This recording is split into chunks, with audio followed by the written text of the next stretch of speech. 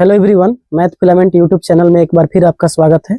आज के वीडियो में हम लोग पढ़ने जा रहे हैं ठोस में द्रव की विलेयता पार्ट 2। इसके पहले वाले पार्ट में हमने आपको बताया था कि ठोस में द्रव की विलेयता को प्रभावित करने वाले कारक में सबसे पहला पॉइंट हमने डिस्कस किया था, जिसमें बताया था आपको कि विलय की प्रकृति, यानी विलय और विलायक की प्रकृति हमने डिस्कस कर लिया था, नेचर ऑफ सॉलिड और सॉल्वेंट, जिसमें हमने आपको ये समझाया था कि ध्रुवीय विलायक में ध्रुवीय विलय घुलता है, ध्रुवीय विलायक में ध्रुवीय विलय घुलता है, अध्रुवीय विलायक में अध्रुवीय विलय घुलता है ना। मतलब समान समान को घोलता है, जो जैसा होता है उसको वैसा घोलता है। अगर दोनों अलग अलग हो जाएगा तो अघुलनशील होता है। इस बात को हमने आपको समझा दिया था बहुत ही अच्छी तरीके से, जिसमें हमने आपको बताया था कि H2O अगर आपसे पूछेगा कि H2O किस तरह का विलायक है, तो आप बोलेंगे कि वो ध्रुवीय विलायक है। वीडियो में पढ़ चुके हैं, आप लोग नहीं देखें तो जाके देख लीजिए। फिर हमने आपको बताया था कि HCl, NaCl, KCl ये सब कैसे विलायक है, तो ये ध्रुवीय विलायक है, ध्रुवीय और नहीं ध्रुवीय विलायक है, पोलर सॉल्वेंट है, पोलर सोल्यूट है, सॉल्वेंट नहीं है सोल्यूट है। फिर हमने आपको बताया था नेफ्थलीन और एंथ्रासिन, नेफ्थलीन और एंथ्रासिन के बारे में बताया था कि ये अध्रुवीय विलय है और उसको ईथर, बेंजीन, कार्बन टेट्राक्लोराइड जो ये अध्रुवीय विलायक है, तो जब इसमें घोलेंगे तो वह अत्यधिक घुलनशील होंगे। फिर हमने आपको टेबल भी समझाया था, उम्मीद है आप उस टेबल को आपने रिकॉल कर पा रहे होंगे ना। तो फिर हमने आपको बताया था कि ध्रुवीय और अध्रुवीय अणुओं की पहचान कैसे करेंगे, तो हमने आपको बताया था कि अगर कोई प्लस माइनस में टूट गया तो वो ध्रुवीय है। अगर उसका कोण जैसा संरचना, इस तरह का संरचना है, उसका आकृति इस तरह का बन रहा है, असंतुलित संरचना बना या कोणीय संरचना बना, और उसके केंद्रीय परमाणु पर अगर लोन पेयर है, मतलब इलेक्ट्रॉनों का युग्म है, तो वो क्या हो जाएगा, ध्रुवीय हो जाएगा, है ना, ध्रुवीय अणु हो जाएगा। इसी वीडियो को आगे बढ़ाते हुए आज वाले क्लास में हम लोग पढ़ेंगे कि ठोस में द्रव की विलेयता को प्रभावित करने वाले कारक। वीडियो नंबर कितना है, पार्ट 2। तो पार्ट 2 में हम लोग आज पढ़ने जा रहे हैं कि और क्या क्या कारक जिम्मेदार हैं ठोस में द्रव की विलेयता को प्रभावित करने के लिए। तो दूसरा जो कारक है उसका नाम है ताप का प्रभाव। हेडिंग 2 नंबर क्या है, ताप का प्रभाव। ताप का प्रभाव जिसको हम कहते हैं effect of temperature, effect of temperature, effect of temperature. तो जरा आप लोग हेडिंग लगा दीजिए कि ताप का प्रभाव इफेक्ट ऑफ टेम्परेचर क्या है, ठीक है ना। तो देखिए था अभी कि हम लोग पढ़ने जा रहे हैं ताप का प्रभाव। ताप का प्रभाव क्या होता है, जब किसी विलयन में अगर ठोस को आप घोल रहे हैं, द्रव में किसको घोलना चाह रहे हैं, ठोस को, तो जब आप एक विलयन तैयार करेंगे तो उस विलयन की अगर आप ताप को बढ़ा देते हैं, ताप को क्या करते हैं, बढ़ा देते हैं, तो ठोस की द्रव में विलेयता, ठोस की द्रव में विलेयता ये भी क्या होती है, बढ़ जाती है। क्या होती है, बढ़ जाती है। क्या हो जाएगी, बढ़ जाएगी। तो इस पॉइंट को नोट कीजिएगा कि ताप बढ़ाने पर ठोस की द्रव में विलेयता क्या हो जाती है, बढ़ जाती है ना। जैसे इसका एग्जाम्पल समझ लेते हैं। एग्जाम्पल क्या है, तो ताप बढ़ाने पे ठोस की द्रव में विलेयता क्या हो जाती है, बढ़ जाती है, ठीक है ना।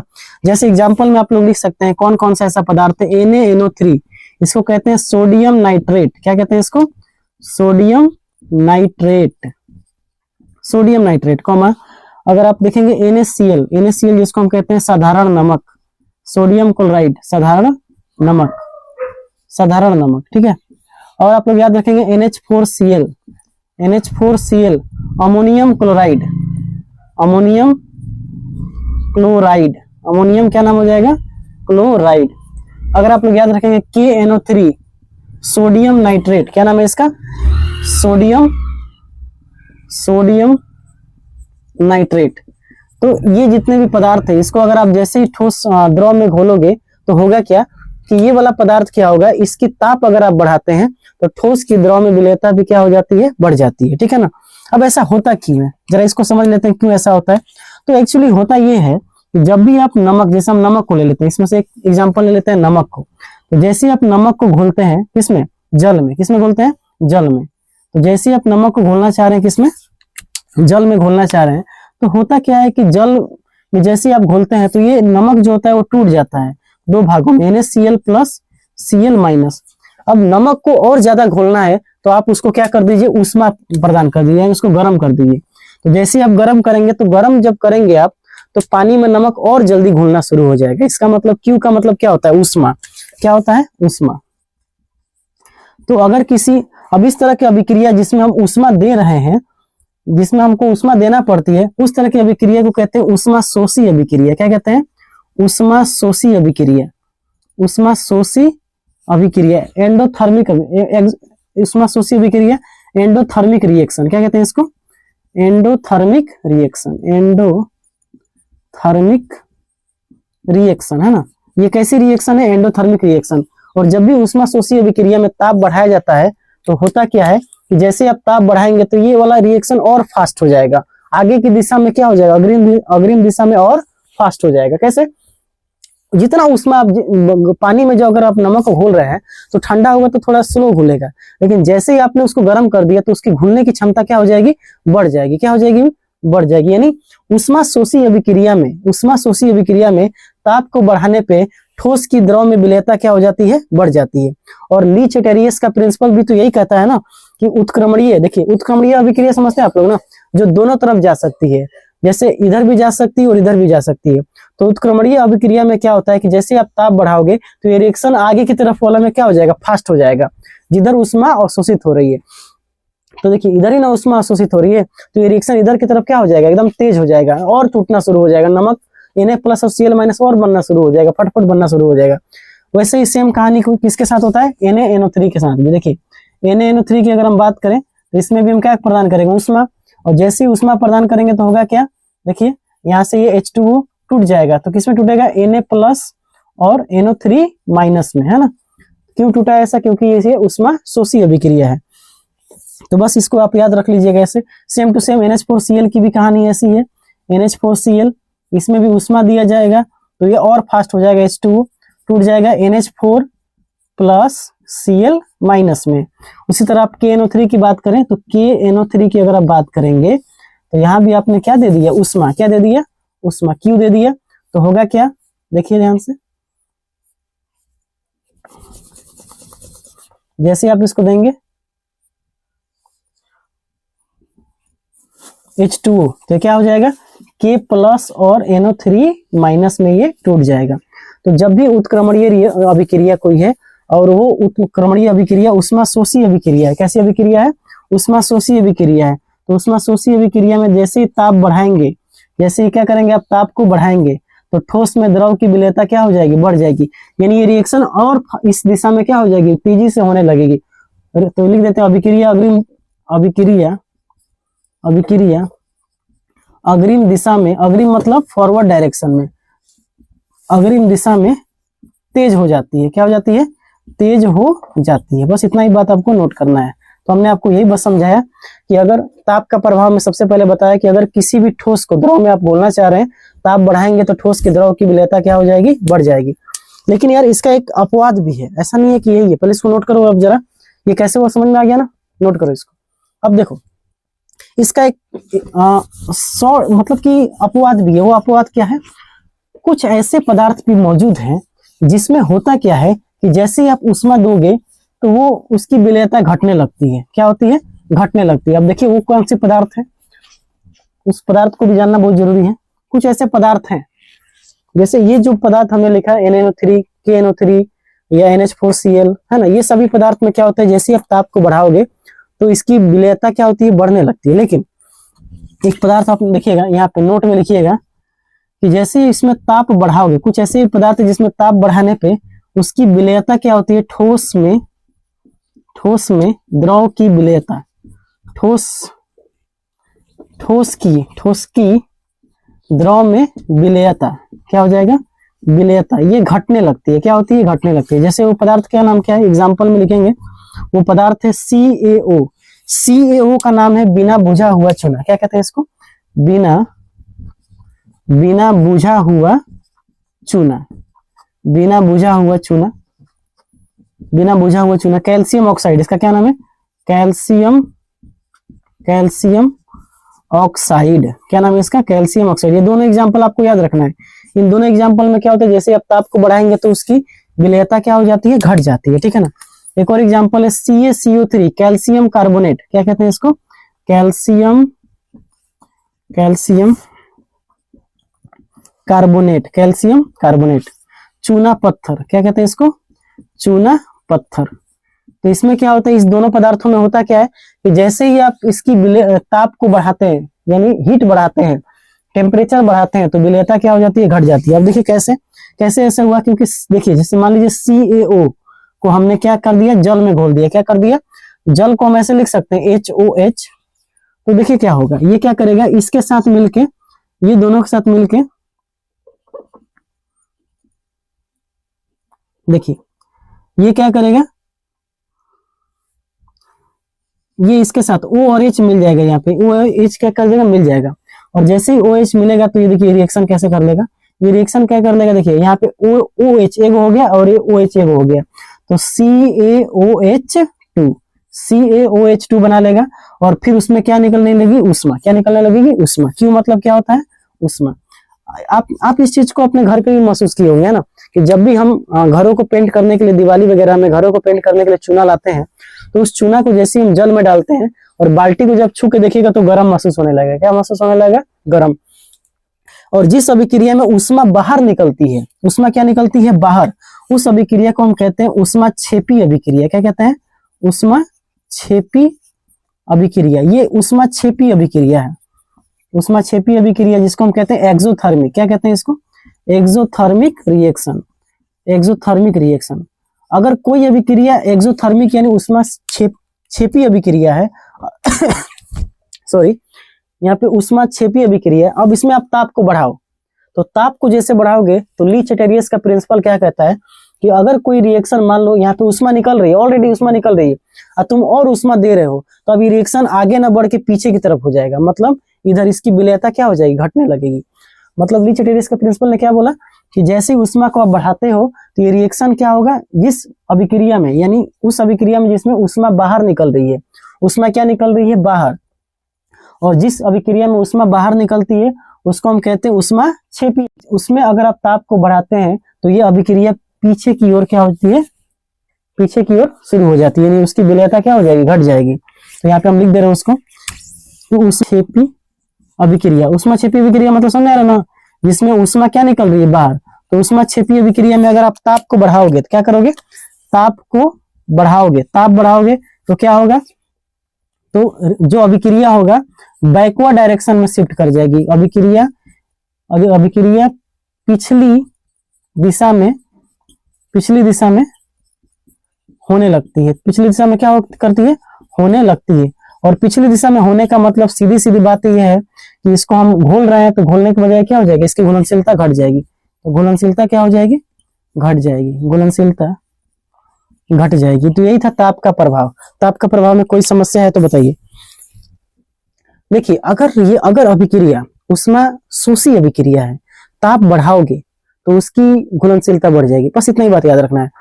अगर अभिक्रिया उष्मा शोषी अभिक्रिया है, ताप बढ़ाने पे उसकी जो घुलनशीलता है बढ़ जाती है। अगर अभिक्रिया उष्माक्षेपी अभिक्रिया है, ताप बढ़ाओगे तो घुलनशीलता घट जाएगी। एग्जाम्पल में लिख लीजिए, बिना बुझा हुआ चूना CaO और CaCO3। तो उम्मीद है आपको ये वाला समझ में आया होगा। अब आइए अगला देख लेते हैं, इसको नोट कीजिए, पहले नोट कीजिए। तीसरा प्रभाव हम देख लेते हैं, दाब का प्रभाव। दाब का प्रभाव,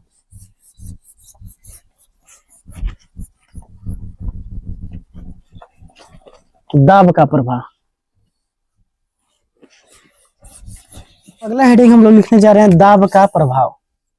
दाब का प्रभाव, दाब का प्रभाव, effect of pressure, effect of pressure. तो ठोस में द्रव की विलेयता को प्रभावित करने वाले दाब में दाब का क्या प्रभाव होता है। देखिए यहाँ पे लिख देते हैं, ठोस की द्रव में विलेयता ठोस की द्रव में विलेयता पर दाब परिवर्तन का कोई प्रभाव नहीं होता है, कोई प्रभाव नहीं होता है, कोई प्रभाव नहीं होता है। ठीक है ना, यानी दाब का कोई प्रभाव नहीं होता है।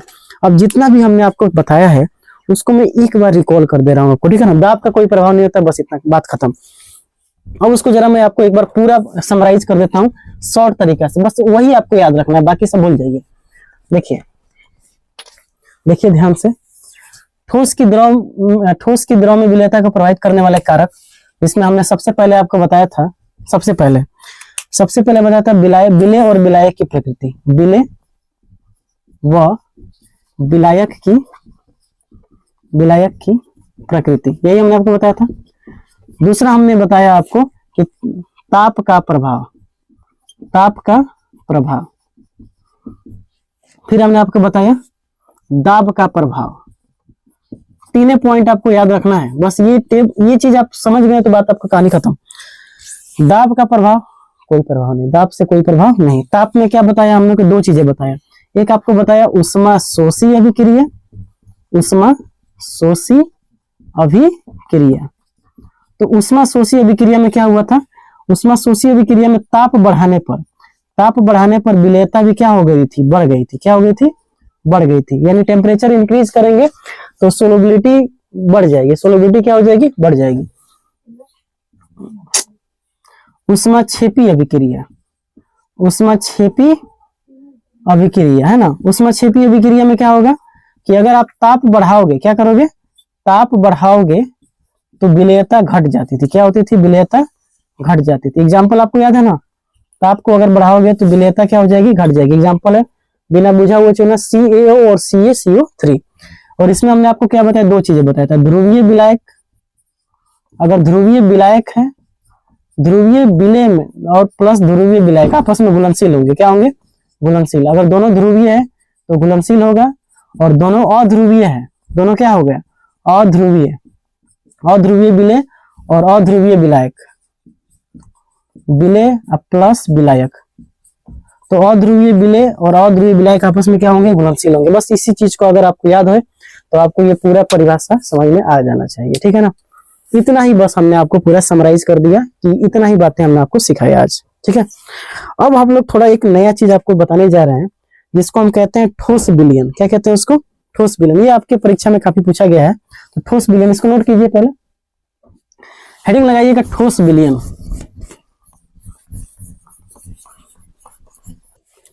तो हेडिंग आप लोग लगाएंगे ठोस विलयन। क्या नाम है उसका, ठोस विलयन।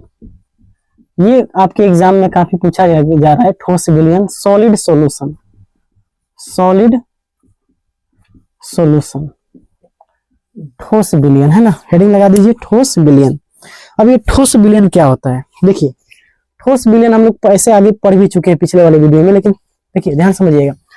विलयन का मतलब होता है दो या दो से अधिक पदार्थों का समांगी मिश्रण, और वो ठोस है तो इसका मतलब क्या होगा, वो ठोस को मिलाएंगे ना। तो दो या दो से अधिक ठोस पदार्थों को, लिखिएगा दो या दो से अधिक ठोस पदार्थों का, दो या दो से अधिक ठोस पदार्थों का समांगी मिश्रण, समांगी मिश्रण। दो या दो से अधिक ठोस पदार्थों का क्या है, समांगी मिश्रण है। तो विलयन क्या है, दो या दो से अधिक ठोस पदार्थों का क्या है, समांगी मिश्रण है। अब ये ठोस विलयन जो होते हैं ये दो प्रकार के होते हैं, तो लिखिएगा यह दो प्रकार का होता है, दो प्रकार का होता है। ठोस विलयन कितने प्रकार के होते हैं, दो प्रकार के। सबसे पहला ठोस विलयन है जिसका नाम है प्रतिस्थापित, ये पूछा गया है ना आपसे, प्रतिस्थापित ठोस विलयन, प्रतिस्थापित ठोस विलयन। सब्स्टिट्यूटेड सॉलिड सॉल्यूशन, इंग्लिश में कहते हैं सब्स्टिट्यूटेड सॉलिड सॉल्यूशन, ठीक है। अब ये क्या होता है जरा इसको देख लेते हैं। देखिए चलिए ठोस के पहले लिख लीजिए परिभाषा, क्रिस्टलीय ठोस के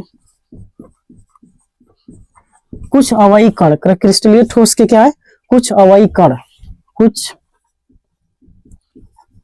अवयवी कण, जिसको हम कहते हैं कंस्टिट्यूएंट पार्टिकल। क्या कहते हैं इसको, कंस्टिट्यूएंट पार्टिकल, कंस्टिट्यूएंट पार्टिकल। क्रिस्टलीय ठोस के कुछ अवयवी कण यानी कंस्टिट्यूएंट पार्टिकल अन्य ठोस के कणों द्वारा, अन्य ठोस के कणों के द्वारा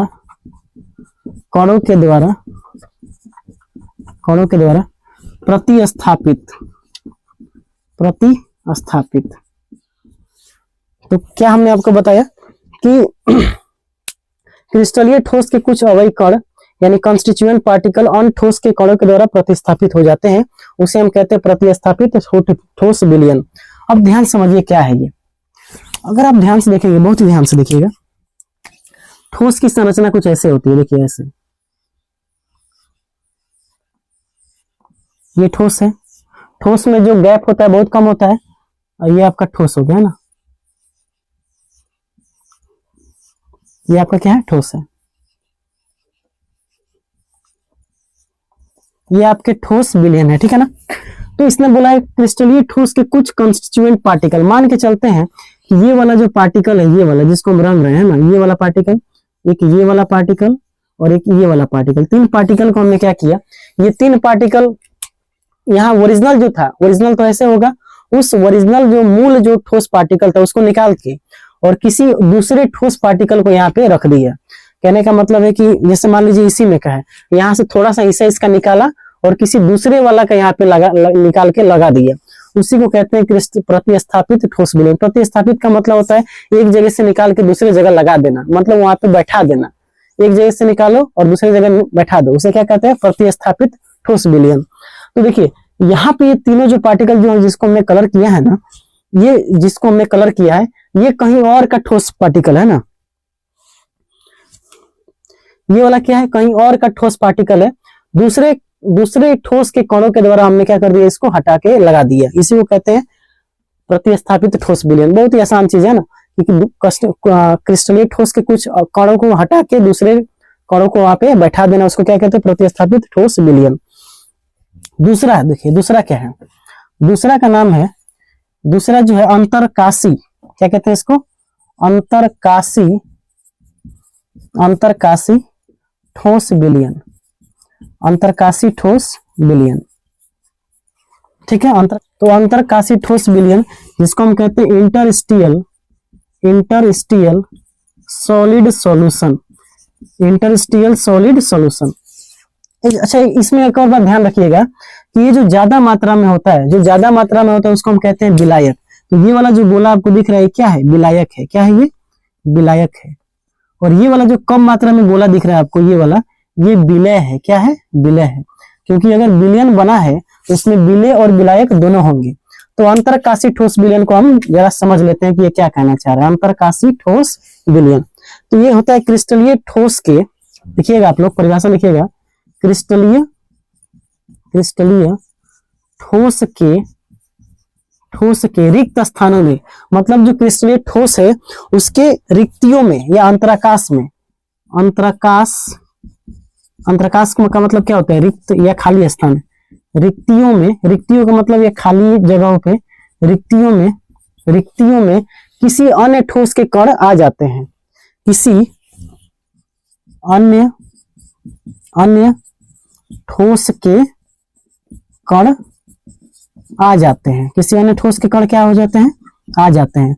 मतलब कि अगर क्रिस्टलीय ठोस है उसमें कहीं खाली जगह है और वहां पे कोई और आ गया, वहां पे कोई और ठोस के कण आ गए, तो वो क्या हो जाएगा, प्रतिस्थापित अंतरकाशी ठोस विलयन। इसका एक एग्जांपल है, एग्जांपल लिख लीजिए, टंगस्टन कार्बाइड, क्या नाम है इसका, टंगस्टन कार्बाइड, इसको लिख लीजिए टंगस्टन कार्बाइड। ये इसका एग्जांपल आप लोग याद रखिए। जरा इसका एक फिगर से समझ लेते हैं, देखिए इसका फिगर समझिएगा ध्यान से। जैसे मान लीजिए यहाँ पे ठोस है, ये आपका ठोस हो गया, अब यहां भी ठोस है ना, ये ठोस हो गया, ये ठोस, यहां भी ठोस हो गया।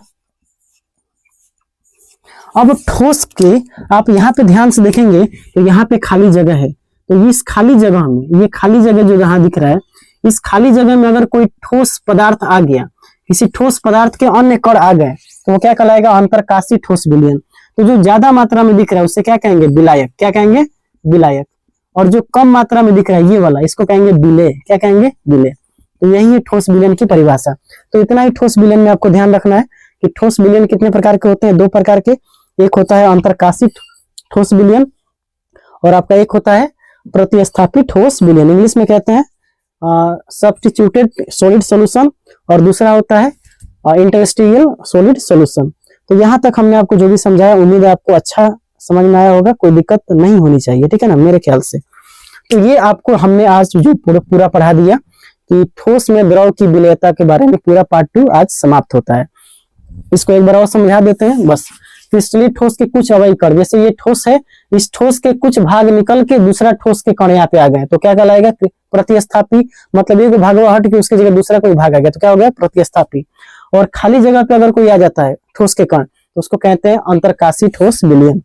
और जो ज्यादा मात्रा में तो उसको विलायक कहते हैं, जो कम मात्रा में तो उसको विलय कहते हैं। तो उम्मीद है आपको ये लेक्चर पूरा समझ में आएगा, और इसी तरह के कंटेंट को आपको ध्यान से समझते हुए चलना है। और हमारा वीडियो एकदम कंटिन्यू हम लोग वीडियो बना रहे हैं, तो आपको पूरे वीडियो को बहुत अच्छे तरीके से देखते हुए चलना है, नोट्स बनाते हुए चलना है। लेक्चर अच्छा लगे तो लाइक भी करना है, चैनल को सब्सक्राइब भी करना है, और अपने दोस्तों में शेयर भी करना है। तो मिलते हैं इसी के साथ अगले वीडियो में, तब तक के लिए जय हिंद, वंदे मातरम।